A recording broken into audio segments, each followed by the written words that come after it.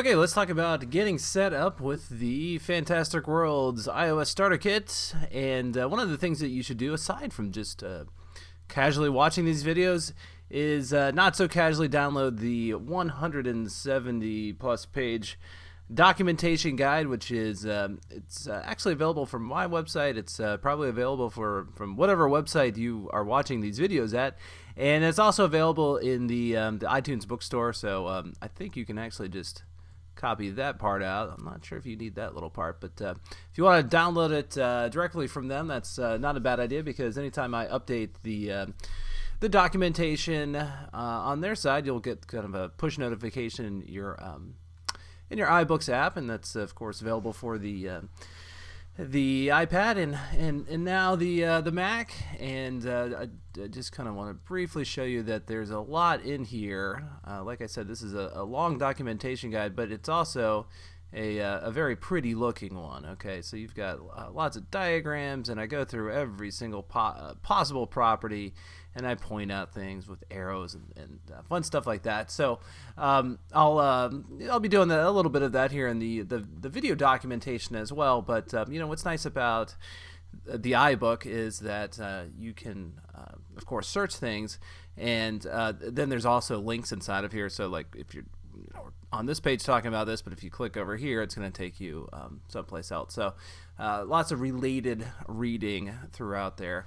And well, let's get started with just talking about the GameData.plist. This is going to be your main property list file that takes care of everything. So if you ever hear me say something about the property list, most likely I'm referring to the game data one. There is, though, another property list for game sounds, but I think it'll be obvious when we're talking about the game data and we're talking about sounds. And you can see that this is kind of our main group of dictionary items. In a few cases, there are arrays inside of here, which I'll talk about. But a dictionary sounds like sort of a fancy term. Nobody really likes a dictionary, do they? But in terms of the property list here, it's really just kind of a group. You can think of it like that. For example, debug settings. I've grouped together things like this property here, which toggles on or off, showing the actual physics boundaries of everything. Show runtime stats that would give you things like the frame rate, the number of nodes that are being drawn on the scene. So all these little on or off switches are what's inside of here. And the main point is that's just a group of related items. And that's how the property list is organized. One neat thing is that there's a lot of stuff that you can obviously is outside of any sort of level data, or I should say properties that aren't defined only on a per level basis. Okay, so again, you're looking at all the two levels that are defined right here, but then you've got all this other stuff outside of there. But that actually adds a lot of flexibility to the kit. So early on when I was kind of developing this, I had to make some decisions about what are the things that you want to make level wide versus what are things that you want to kind of make game wide. And in some cases there's a little bit of crossover. So and actually, speaking of flexibility, let me just mention this right away. I absolutely hate exporting multiple images of different sizes for different devices and things like that. I get tired of exporting after 2 exports. Okay, I'm fine with the standard definition. I'm fine with the Retina size. But then after that, if I have to put in there underscore, iPhone, wide, all things like that, I get really tired of it. So with that in mind, you don't have to do any extra work for anything that is going to be played inside of a level. Okay, so if it's in the playable world, and a lot of times in the documentation I put that in quotes inside of the playable world, just I don't know, so you can see it better. That means that you don't need to set a separate location for the object. You don't need to put in a different image. All right, and for the most part, you'll probably end up having a lot of your images inside of the images.xc assets folder. It really should kind of be the only place that you have images, unless it's going to be a texture atlas, which of course we'll end up talking about. But so for example here, this is the corner block of a boundary, right? It's we're only gonna ever have a universal image for that as an in-game object or in-world, in-level object. And there's a few times in the kit where you might decide that you want to have a different iPhone image, and that's more for things like menus. And of course, when you're designing a menu, right, your start menu, things like that, you're going to run into cases, well, wait a minute, I can't put this at the same position as the iPad because the iPad's got a much bigger screen, right, and the phone's a smaller one. So in cases like that, yes, you're probably going to have to set a separate location. You might decide that you want to set a separate image, but the nice thing is I've put properties into the property list, things like resize phone, a decimal value. That means that on the phone the image is going to be 50%. So in theory you could get away with never putting in an alternate image for the iPhone family. And how does that work? Well, just briefly, if it's all the level content is inside of one giant node, okay, so it's kind of a world node, a big old thing, and that's just scaled down. Yeah, who would have thought it could be that simple, right? So let me give you guys just kind of a broad tour here, and we just mentioned the debug settings, the game settings. You guessed it, these are game settings, all right. And you've got things like decimals for the amount to resize the world on the phone, start levels, inventory rooms, and just you can kind of read through these, and I think you'll get an idea of what each of them does. And actually, some of the most important ones would probably be right down here if you're deciding whether or not you want to make a game that uses actual buttons or has that a virtual button on screen. By default, the kit is set up where you're just using swipes and taps on tap gestures on the screen to do things. So rotating will make the character stop, or characters stop. Tapping is using the weapon. And in the case of like a side-scroller game, a swipe up makes the character jump, right? You can disable all of those, all right? Right now, none of them are disabled. They're all set to no right here. And you can replace any of those with a button. So, whatever it is that you could have done through swipes or taps, you can replace with buttons. And then this is an important one, too, which we talk about in a video that I've already recorded about using tiled. But if you decide early on that you're always going to position your level data, your objects, your moving platforms, whatever it is in the scene, enemies with tiled, then go ahead and set this always position levels using TMX or tiled. Set that to yes. Okay, get that out of the way right away. You can kind of mix and match and set some levels with tiles, some with not. But if you're not going to do that, just go ahead and commit to using tiled all the time and hit yes right there. Collectibles. All right, now this is going to be a dictionary of all collectibles that somebody can run into in the game and store in inventory. Okay, and I'm not going to dive into the dictionaries within there, but you can kind of get an idea just looking at that. You got your in-game currency. This one, I think, by default, people should kind of always have just in there, even if you don't use it, because you might decide one day that you want to make use of the in-game currency system and sell collectibles and things like that. So at least that way, even if you keep it in there, you don't use it, it's not deleted, and you can get it back one day. I mean, you can do that anyway. But so other things you might want to collect are health potions, weapons, keys to unlock portals and things like that. So those are all options you can use.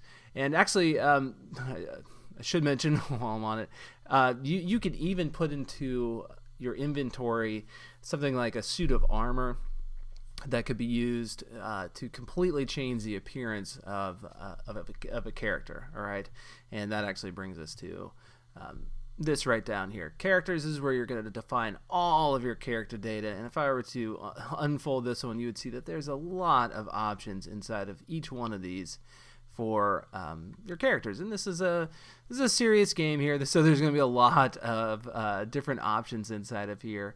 drilling down the attack vectors, the direction that people are going to be moving. That's what a vector is. So there's all sorts of cool stuff inside of each one of these. And a collectible can be used to change the current character's appearance or dictionary, character's dictionary, to anything else that you have in here. And that might just be to make a simple change to how fast the character runs, but it can be used to do anything, change anything inside of there. So keep that in mind. All right, so levels. You looked at these a second ago. We've just got 2 of them defined inside of here, and within each one of these is, of course, things like the collectibles for this level, the characters in this level, boundaries, objects, everything like that. And of course, we're going to talk in detail about all of those, but I just want to mention that that's where they are. And of course, when you're going to go about creating a new level, you can always just hit copy and paste everything from your previous level down there. So at no point really should you ever have to go and hit like this button to create a new dictionary or array and figure out what type it's going to be. I would just rely on copying and pasting what's currently already in here. That'll get you by. So save points. This is one of our few arrays, and an array is of course just really a list here where you don't name you don't give a key name value to the item. It's always going to be in here as item 0, item 1, and item 2, and so on like that. And your save points are they're going to be kind of markers in the game that the character can fall back to, or if you're using a map, what you do is you would have each one of your save points, or I should say each one of your buttons on the map equate to a save point, okay? And what the kit would do is it would basically check to see if that save point had been unlocked, and this all happens behind the hood, if it had basically been encountered before. And if so, it will unlock the map button. Otherwise, the map button can show a different icon if it hasn't, if it's not available or hasn't been unlocked. And if you want to, you can just put every level in here as a save point, and that would mean that if your player, your user of the app, took a break for a couple days of the game and then came back to it and hit the continue button, they're going to continue from that last level that they were at. And so you can have things like the first let's say level 10 is a save point and level 15 is a save point, right? So if somebody made it to like level 14 and then died, they're going to be sent all the way back to level 10, right? So that would be why you maybe would not want to have every level as a save point if you want to give it a little bit more challenge, So and then your inventory pop-up. This is the window that pops up or can stay popped up constantly, showing people what they have collected. All right, so it'll always be there on screen if you want it, or it can be a separate thing altogether. And you do have the option to kind of like leave the game running in the background or leave it not running in the background when the inventory pops up. All sorts of good options there. All right, now weapons. This is a fun one, of course. You can define all of your weapon data inside of here, and of course you have unlimited options for adding weapons. You're just seeing 4 of them right now. One's called default weapon, one's called throwing sword, rock. This is the rocks here are weapons that are being thrown by the enemy, and which presents this little nice nugget of information. Your enemies can throw weapons at you. It doesn't just have to be the character that is equipped, right? And the neat thing is, too, is you get to define things like, for example, the location that the weapon is coming from the object. Okay, that's kind of an offset location. It could just be the rock is coming from the middle of the character, or is the rock coming from the left side of the character plus or minus 100 pixels or something like that, and you can set those offset locations for whatever direction the object is firing, object or enemy the two terms are synonymous in this kit. And then of course the actual vector that the weapon is coming at you. So how fast essentially is what these numbers are right here. So it's going 10 on the x-axis and 3 on the y-axis, right? So it's going up, and it's going slightly up, but more to the I should say to the right. So you can define vectors for every direction. Taper them down. Is the weapon affected by gravity? The restitution, so the rock might be bouncy. The mass of it, you can put the density in here. Allows rotation, so when it gets thrown, is it actually going to rotate? That's a perfect one for something like a rock. And then you've got sounds that you put in here too, the firing sound of it, the hit sound of it, the actual amount of damage to players it does. Ignore collisions that don't do damage. That's actually a fun one because you could have the rock just kind of like not bust when it hits the ground, right? It'll automatically blow itself up eventually. There's a property in here for that as well. But remove after how long. So items can almost kind of be like grenades that get thrown, and if the character just runs into them, well, they get damaged. And then more simple ones are just kind of like fireballs. You can even put in here movements, which I guess I have not put in for any of these ones. But in the other demo version of the kit, there's a movements dictionary, so you can actually have a weapon kind of zigzag back and forth. And that's similar. I know there was a character in the old Mario Brothers that would do that. His weapon would kind of go up and down while it was traveling left. And so you have that option, so we'll talk more about weapons later. All right, so buttons on every level. This is this one I took all the items out of here, but in the other version of the kit you can there's buttons ready to go already in there for you to copy and paste from it. And what these are going to be buttons that appear on every level.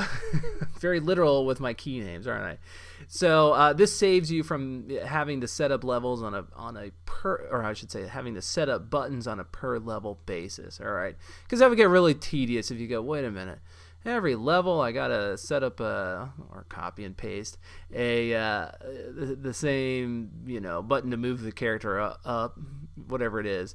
But so this saves you from doing it. The kit's gonna go and look inside of here and go, all right, if there's something in here, we're gonna put that on every single level. Now that doesn't mean every menu, just every level, anything that's a level, right?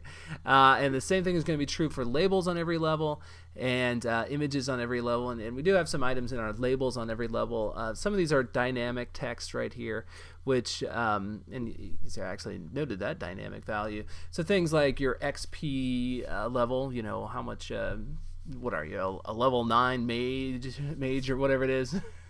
And then your XP, your current amount divided, or your current amount / the amount that you need to get up to the next tier of experience. So you might be at 100, but you need to get up to 200, right? That'll show you that. And your XP pop-up. This is the styling of the actual label that would come above a character after he's been defeated, telling you how many experience points he'd gotten awarded. And then what was this one? Diamonds. This was just this is not dynamic text right here. Okay, it's basically just showing you that. Oh, actually, you know what? I'm sorry. This is dynamic text. It's got a I need to drop the currency part of this at some point, version 1.1. But you can put in here a suffix or prefix. It doesn't have to necessarily apply to currency. And so this would be the this is text that's going to show you the amount of the item that you've collected. Okay, so the collectible key, that's for diamonds. All right, so you have the diamonds key over here. That's going to show you how many of those you've collected. And then the suffix is just blank of 4 diamonds needed. All right, so that's just an example of something you can do there. And images on every level, that's the same thing. All right, and there's nothing inside of here because this version of the kit just there's no image that I decided to put on every single level. But that could be something like a border around the level. Okay, and by border I mean kind of your GUI, your general user interface. So do you have kind of a semi-transparent, glassy, image around everything that kind of is meant to encapsulate things like your dynamic text or whatever it is. So this is kind of purely for style purposes, and it's a convenient way of putting something on every single level. All right, and then another one called images to show when ready. I could not for the life of me come up with a better name for that. But I don't know, I think I toyed with images to enable later, things like that. But this is basically where you can house some images that when the user clicks a button or something like that, or even when you can trigger. There's moments in the game that you can trigger images to be shown as well, and that's where these images could come in. So. This might just be something like instructional images. It could be an intro graphic for a particular level. If you're going to send someone to the Dark Cavern maze, then when the level loads up, you can show them an image of, whatever.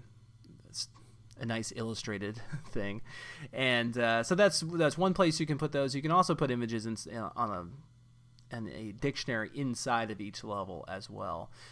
So this one is, I guess, more for images that you might show on a menu or something like that, or possibly every level, I guess. And then offers. All right, so the game does have a what I call an offer system, and you're kind of maybe getting a little bit of an idea about it right here. You see there's a decline button, an accept button, and then this is the information for the actual offer itself. So you could have a merchant in the game offer to sell the character more ammo for his gun or something like that, and you just set that all up right here. So here would be the image for the offer, whatever image is prompting them to buy something, and then the offer buys collectible, and that's the name of the collectible item in the Collectibles dictionary up here. The in-game currency price, so 500, and the in-game currency buys this much, right? So. Two properties that could have been renamed cost and quantity right there, but for some reason they're that long. All right, so now start menu. This is you can put into the kit as many menus as you want, and there's only a few of them that are kind of hard-coded in here, and start menu is one of them. And by hard-coded means don't change the name of the start menu. Okay, all right. Unless you want to go play around with the code. But so you got start menu here, and there's kind of just some obvious things like your background color, your background sound, your intro sound. And, while I'm talking about it, the background sound is always going to be looping, and the intro sound is not going to be looping. All right, so the background sound is probably going to be music or ambience, like the wind blowing or whatever tune you got playing. And then the intro sound could be something like, welcome to the menu, whatever it is. And then every menu can have buttons, images, or labels. Okay, and that's pretty much all we'll say about that right now. The parental gate menu, again, just created from the same menu class, so it's got the same properties inside of here. There is a parental gate menu already built inside of here, and essentially all that happens here is you've got 6 different shapes, and if you click the correct shape, it opens the in-app menu, right? And if it doesn't, if it's not the correct shape, it just goes back and it starts the game. All right, so does what? Start game, right? And so all the other ones start game. And so the parental gate says something like, pick out the 2-dimensional image, and if the user picks the correct one, they go on to the in-app menu over here. And so that's another one. Don't rename this. Basically, just don't rename these. 3 over. Don't rename that one either. So these 4 menus don't rename. And in-app menu, this is going to be where you actually have your purchase buttons, and of course this assumes that you are making a kids app, or you have to include the parental gate menu. That's a requirement now. And there's just a property in here. This is the important part. It says is parents only paid, so that means that is the parents page, right? They've passed the parental gate, so you're just marking this one off as yes, and that means the buttons that actually go to buy things like does what, buy product 1, will function, and they won't send you to the parental gate. Okay, and game over menu. So it is an optional menu right here. I mean, in theory, you don't ever have to send somebody to a separate game over menu. When the game ends, it could just send them to the start menu. That's actually one of your game settings options over here. So game over restarts with start menu, right? And this is one of the few times I actually put a note inside of the kit. Just an easy one to add in there, I thought. And now I get down to our maps array. This is an array because you can create an unlimited number of map screens. And the maps class, at least if it gets built through here, is kind of a fun one because you can swipe back and forth to go to go to a different section of the map, essentially. So you could have one giant continuous image of a map and swipe through it like that. But in theory, you don't have to do that at all, and you could create any old other dictionary, just call it map 2 or something like that, or map non-scrolling, whatever you want to call it, and that could be used as your map, because once you get inside of here, then it's all just the same properties that make that are available to the any old menu. Okay. So you can have buttons, images, labels, and there's nothing special about any of the buttons that get created through this maps class that you couldn't do in any of the other menus. So any button can be locked based on whether or not the level has been traveled to before, or whether or not the person has paid for the app, things like that. And that is an option. You can lock different levels and lock different buttons based on whether or not product 1 has been purchased, and so on. And then your XP data, most of this just defines where the experience points are going to be seen inside of the level, or the meter showing the progress toward their next experience level. Let's see, I guess maybe the big thing to talk about is you can set requirements per level. So for example, item 0 here is obviously your first level of experience, and you only need 10 points to get up to the next level. And you can set different icons for each one of these. Now, of course, in this little demo right here, it's just using the same icon for each one of these. But you can make a new one every time, and so that's. Don't they do that in like Call of Duty or something like that? Where I don't know, maybe not. But again, so you can put in here different values, and then getting on up to like 3,000 or so. It doesn't matter. These are all numbers up. You get to choose, and there is a game setting option. Oh, actually, no, it's right here. I'm sorry. It's it just says reset after max XP level. So if you exceed if you get basically all the experience points possible, does your XP meter go back down to 0 again? And you can set that to yes or no. If you set it to no and the person goes through and gets all the experience points, it'll just cycle back through that last level again. So they would just stay at level 10 and just keep getting experience points. So then finally, one of our maybe most important things here is our in-app purchasing data, and we have up here at the top, use parental gate set to yes, and if you set that to no, then basically you can send people directly to the App Store. They're not going to go to the parental gate menu first. That won't kind of crowbar itself in there, and then you've got your product ID, so these are going to match whatever you've got in the App Store as your product ID for that particular in-app purchase. And here's kind of a fun one. If you're just kind of tinkering around with promoting your app, maybe in your description of it in the store, you can say something like, anybody that downloads this week is going to get a free upgrade. Get the first 5 levels for free, or something like that. That would normally be something that they would have to purchase. And so you can toggle this to yes, and what that's going to do is it's going to save an NS user default that's just going to basically mark that the product has been paid for, as if it were a in-app purchase that were paid for. Okay, and really the only difference is that if the user ever deletes the app and they try to restore purchases, they would not get one of these products back for free. Okay, but if they restore purchases that were actually purchased through the store, of course those come back to them for free using the restore purchases button. And then also if the product itself is non-consumable, right? Non-consumable is like unlock 5 more levels. Consumable is like buy 1,000 more coins, right?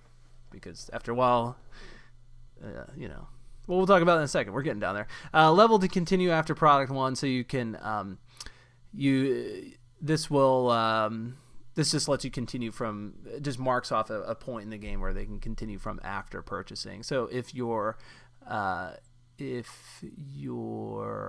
in-app menu has a continue button on there, it's just a convenient way of, hey, you went and you unlock something, continue from where you left off. And then thank you message, so you can customize the little thank you that pops up. And then use in-game currency. If you toggle this to yes, that means that what's going to happen is if somebody buys product 1, they're going to get this much in-game currency. If they buy 2, they're going to get this much, and so on for 3. And then down here are just a few other related items to in-game currency. So these are just images that or default images that pop up if the person bought something with in-game currency, and these can actually be overwritten using the offer system using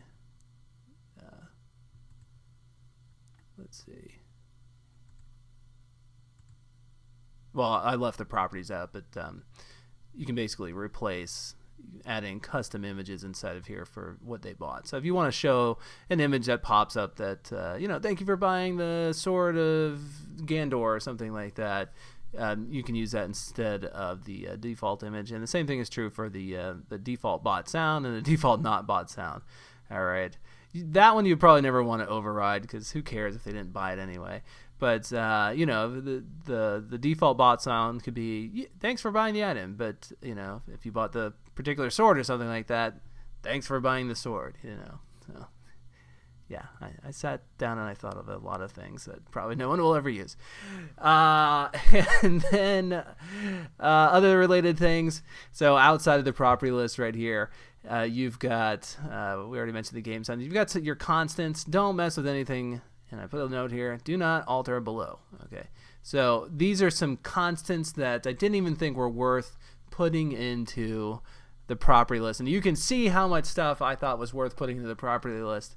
We barely even scratched the surface of it. But there are things that I thought, I'll just put this in a constants file. So there's things like the default depth that characters get put at. And that is 100, by the way. Why is it not 0?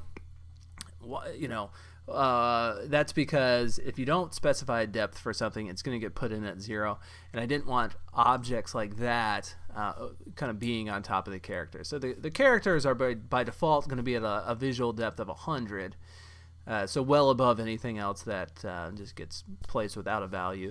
And then there's a few other depths in here which you can read through here. Emitter depth, any image that kind of pops up. Oh yeah, you can see that. And then a few other things like transition time. That's the default time that it takes for if you press a button and the scene transitions, like a fade up or something like that. There's all sorts of transitions you can use too, which we'll talk about later. But and then things like health bar fade in time, fade out time. So if you have the option, if you use the option to only show a health bar when a character has gotten damaged, this decimal value affects how quickly the health bar pops up and stays on screen right there. And interval to check for objects to fire. This is a decimal value. Basically, the kit checks to see 4 times per second if there is a enemy object ready to fire. All right, the player himself can fire as fast as possible, as fast as you can tap on the screen, but the kit will only check 4 times per second for an enemy object that is ready to fire. And if you wanted to increase or decrease that, feel free. I haven't noticed any processing difference with it at any value, but I thought 0.25 seems about right. And then time between reoffer. That's if you collide with a merchant that's trying to sell you something, give you an offer. This determines how long after that merchant has to shut up, not offer you something again if you collide with them. And then version notes. What I'm going to be doing is putting in version notes. So anytime there is a minor or major update to the kit, I'll just specify that right here, and you can just kind of read through if a new property or something like that got added. That's where I'll put that. And then you've got all your classes, which you don't need to mess around with, and your sounds folder for MP3 files or for CAF files. And we should actually talk a little bit about the GameData sounds property list. Well, we just did. You've got you can have MP3 files or CAF files, and the MP3s are meant for background sounds. Although you can change that. Okay, so if you want to put in here a different extension for the sound file, I would leave it at MP3 and CAF for the effect sounds. So neat thing is that any sound can be randomized. Okay, so you get to choose what your key names are for each one of these sounds, and the key names are always going to be what you use with this property list over here. So if it's asking for a sound value for whatever it is, collision, hit, explosion, bump, or whatever, then you're going to use the key name. All right, you're never going to use the file name. All right. Now, of course, you could make your file name match the key name. That's fine. The reason we're doing that is so that you can create arrays of various items. A lot of these just have one item in them, but you can create an array for the sound, and that'll randomly pick one of those. Which is really nice for things like shooting a gun or something like that. So it adds a lot of variety to the game. So you don't just hear the same darn noise over and over again.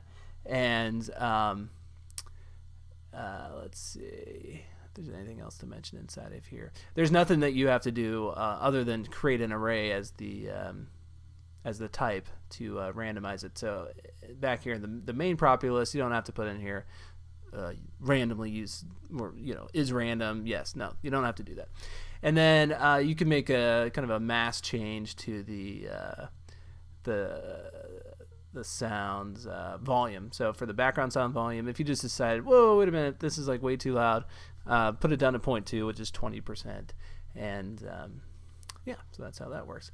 All right, we'll fold those back up, and then you've got particles, so you can put all of your particle files inside of here, and these always look pretty cool on screen, right? So there's tons of different opportunities for you to use particle effects in the game, whether might be when a weapon blows up, when a character gets destroyed, or you can just have an object to just emit particles. So you might have a torch on screen or something like that. Well, hey, look at that. There's a perfect one for a torch.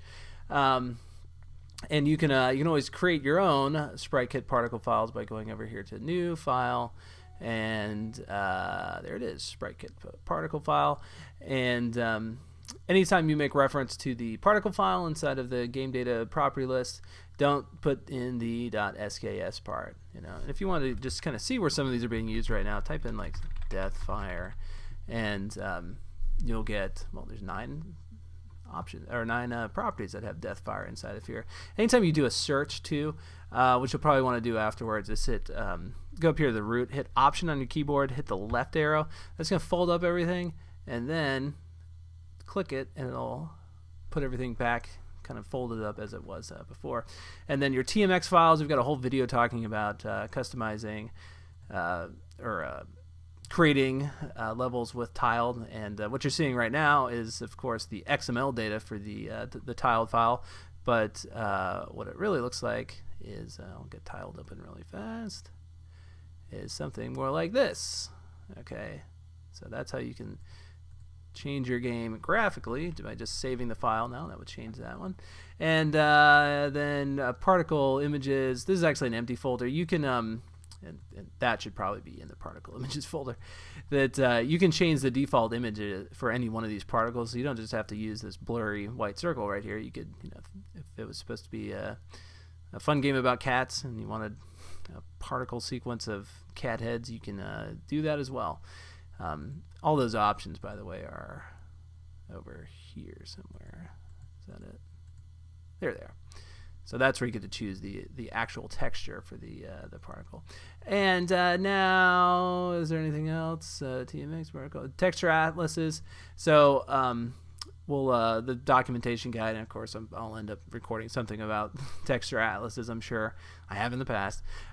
These are just all of your atlas files for things like rocks breaking, stuff like that. Any animation sequence is going to have a texture atlas in here, and the texture .atlas folder is just that. It's a folder with .atlas in it. Okay, that's how you make a texture atlas, and then you just put all of your images inside of there,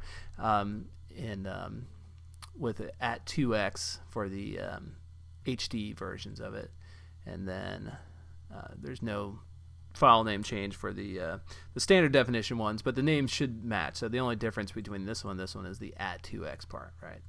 And just throw all of your image sequences in there, and actually kind of just talked about texture atlases, and they get just imported in the same way you import anything else into your kit. You just go add files to Quest, or you can just drop them into here.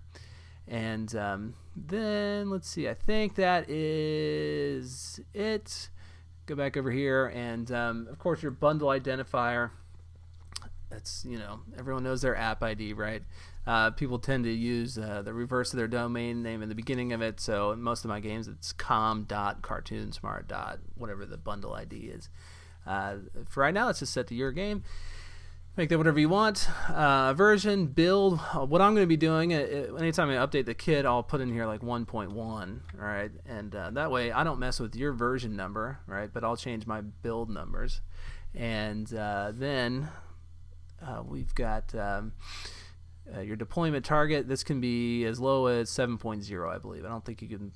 I know you can't go any lower than that, but I don't think you have to do 7.1.